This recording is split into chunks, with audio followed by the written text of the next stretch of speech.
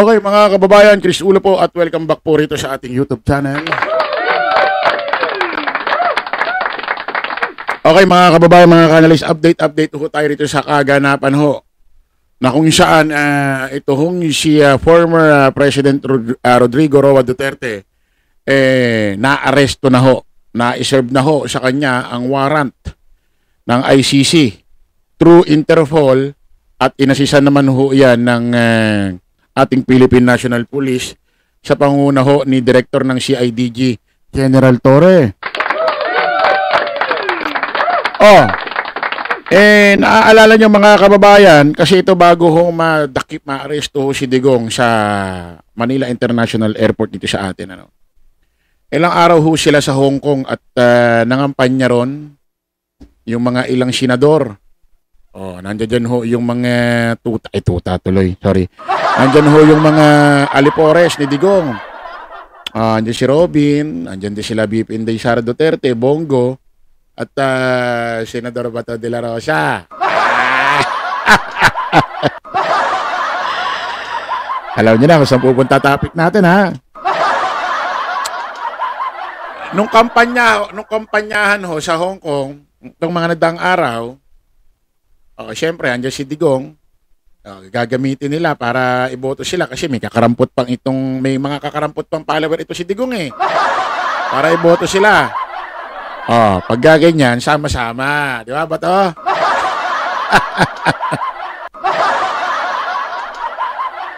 Sama-sama.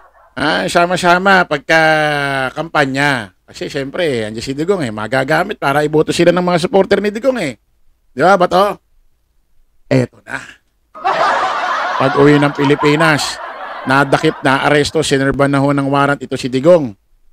Warrant ng ICC through Interpol at inasisan ho yan ng CIDG ng Director General Torre. Asa na si Bato?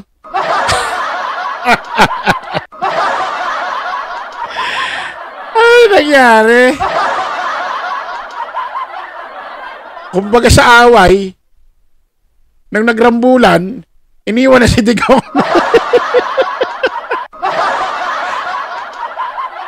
Iniwan na si Digong. Kumbaga sa happy happenings, magkakasama, inuman, ganyan, magkakasama. Nung nag-away, nagrambulan na, iniwan na si Tatay Digong nila. Anyari? Samantalang ito si Bongo,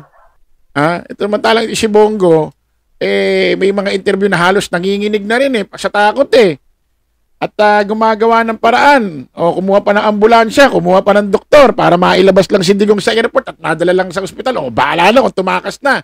Hirap na hirap si Bongo. Samantalang ito si Bato, asa na? Nung nakaraan lang ho, mga DD shit, pakinggan nyo ito. Nasa inyo, kung iboboto nyo pa si Bato, Sus Mariosep. Ewan ko lang kung iboto pa ng mga DD shit si Senador Bato de la Rosa. Nung nakaraan lang, may latest interview si Senador Bato de la Rosa kay Karen Davila. Hindi ko na nahanap pala yung video, nakalimutan ko. Handa raw siyang mamatay. Handa raw niyang protektahan si Tatay Digong niya. Dati niya naman sinasabi na yan paulit-ulit na yan Handa raw siyang mamatay. Ilaan ang kanyang buhay para kay Digong, sa Tatay Digong niya.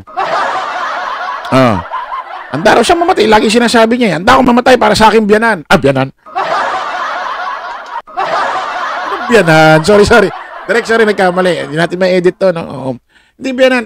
Bakit magiging biyanan? Sorry, Handa akong mamatay para kay Tatay Digong. Kumbaga, handa niyang protektahan. Ngayon, magkakasama sila sa Hong Kong. Bakit? Ano nangyari kay Bato? Di nakikita.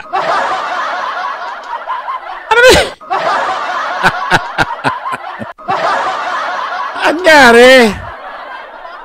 Inulit ko, may latest interview siya kay Karen Davila na kung saan mga dati niya na sinasabi to, inulit niya lang sa programa ni Karen Davila na handa siyang mamatay para kay Tatay Digong niya, kay Duterte, kay Rodrigo Roa Duterte. Handa niyang protektahan. Nasa na siya? At meron itong mga ginawang video na kung saan pag dumating daw ang warrant ng ICC, haharapin niya At kahit si Trillanes pa raw ang mag-serve ng warrant at ang magposa sa kanya, ipapagawa niya raw niya sa sarili niya. Nagaganyan-ganyan pa nga ng kamay. Sabi niya, make my day, kahit ikaw pa, Trillanes, ang magposa sa akin. Mag-serve ng warrant na kay Sisi. Go ahead, make my day. Diba? Ayun sabi, i-play natin. Ito sabi niya, Go ahead, make my day, Mr. Trillanes! Sabihan mo, sige ka lang, ngak-ngak dyan ng ICC. Sige, go ahead. Kahit sumama ka pa, mag-serve ng warrant. Sumama ka, ikaw mismo magpusa sa akin. President Bongbong Marcos earlier said his administration... Itong bidyong ito, 2024, 10 months ago.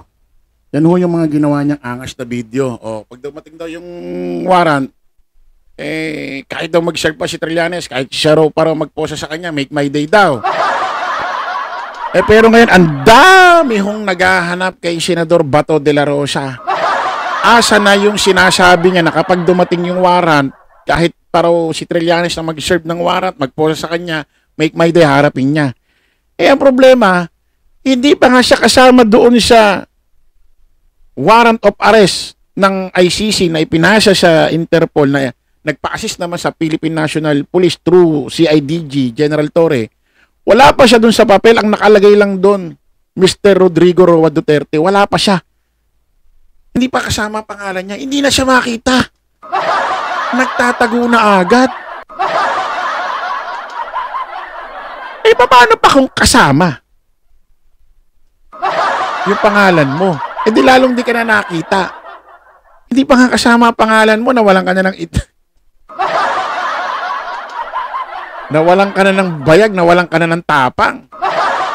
Asa na yung mga sinasabi mo na ilalaan mo ang buhay mo kay Digong? O protektahan mo ang buhay ni Digong? Handa kang mamatay kay Digong, para kay Digong. Asa na yun? Asan ka na nitong mga kaganapan na ito? Nako, mga DD shit, iboboto nyo pa ba si Bato de la Rosa niyan?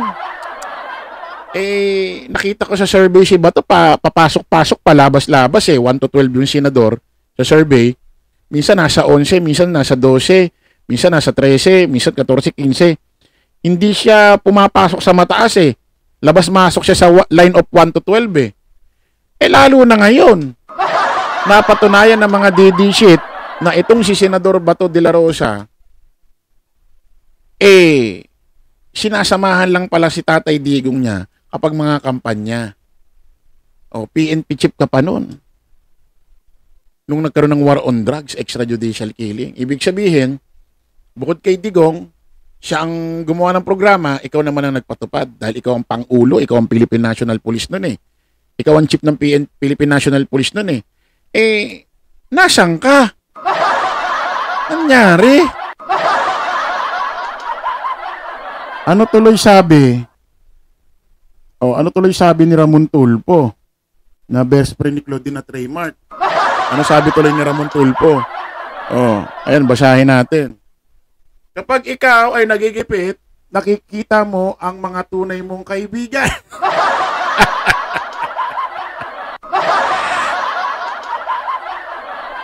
Ang mga sumalubong kay Digong ng mga kaalyado upang magbigay ng kanilang moral support ay sina Senador Bongo, dating Executive Secretary Bingbong Medialdia at dating Labor Secretary Bebot Bello. Hindi nakita si Senador Bato de la Rosa na unang PNP chief noong administrasyon ni Digong at implementer ng kanyang war on drugs. Asan ka na? Hanggang ngayon walang video na kung saan si Bato nando doon sa Korte Suprema, nando doon sa kampo ng AFP. Walang makitang ganon. Nangyari?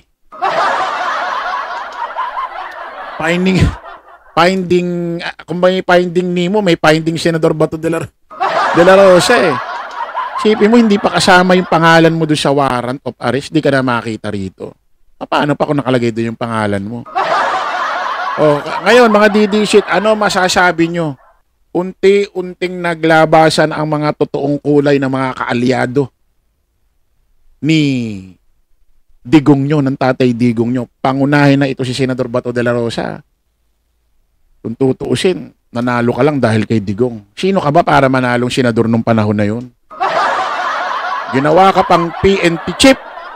Na sa totoo lang, prangkahan, may mga nagtatanong nga, medyo questionable yung pagiging PNP chief mo. Ang laki, ang dami mo raw nilaktawan. Kumbaga, shortcut. Oh. Tapos, asan ka na ngayon? Gipit si tatay Digong mo. Paktay ka. Lalong lulubog ang survey mo dyan sa pagka-senatorial candidate mo. Maraming salamat po mga kababayan. Kita-kita ulit tayo sa panibagong live, panibagong vlog. Alam po, pasamantalangin nyo, lingkod, Chris Ulo. Lagi natin tatandaan, don't follow the majority. Follow the right way. Maraming salamat. Kita-kits po tayo ulit. Bye-bye. Grabe ka, pinabayaan mo si tatay Digong mo.